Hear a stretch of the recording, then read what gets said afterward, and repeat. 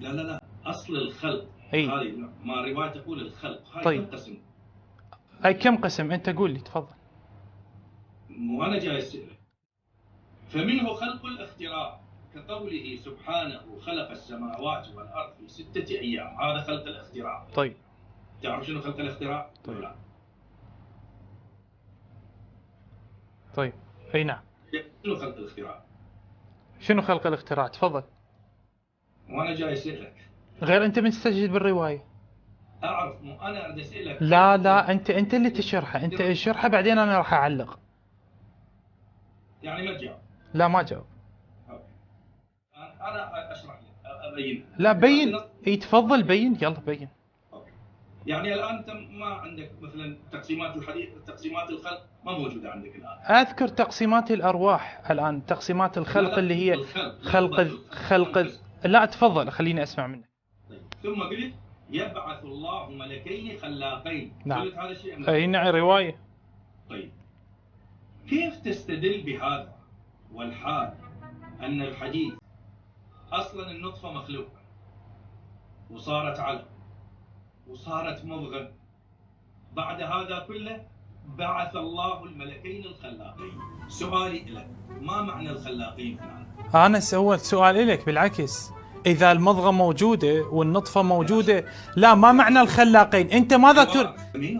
يا اخي فسر لي الحديث، انت فسر لي انا. يلا فسر لي. يلا اقرا. اقرا شو يلا؟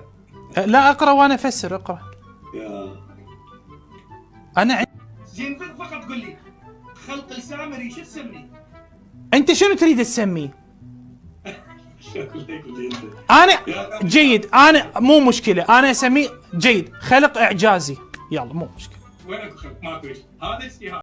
تريد تصير مجتهد؟ شنو معجزه ولا مو معجزه؟ عندنا خلق اختراع. جيد. وعندنا استحاله وعندنا خلق تقدير. جيد. خلق اعجازي. جيد قول خلق تقديري. جيد وين تريد توصل؟ زين خلق التقدير هو اخذ زين اخذ الاقوى، خلق استحاله. يلا يا راد خلق السامري. اي خلق ايجاد من العدم. اي نعم. قول. هو هنا المصيبه. قل ايجاد من العدم، ما هو لا يجوز ايجاد من العدم؟ ما هو الذي لا يجوز؟ سؤال.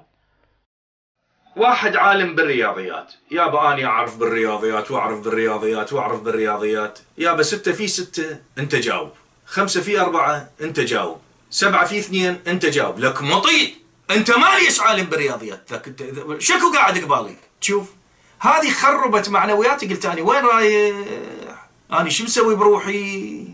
قاعد يموي وشخص هالبياض ما يصير. واحترمت، ما ردت أضغط لأن حوار واحترامات كلش. كنت أستطيع أن أمزق الموقف بدقيقة والله العظيم. لا تصدق، ما أريدك تصدق، ما أريدك تصدق.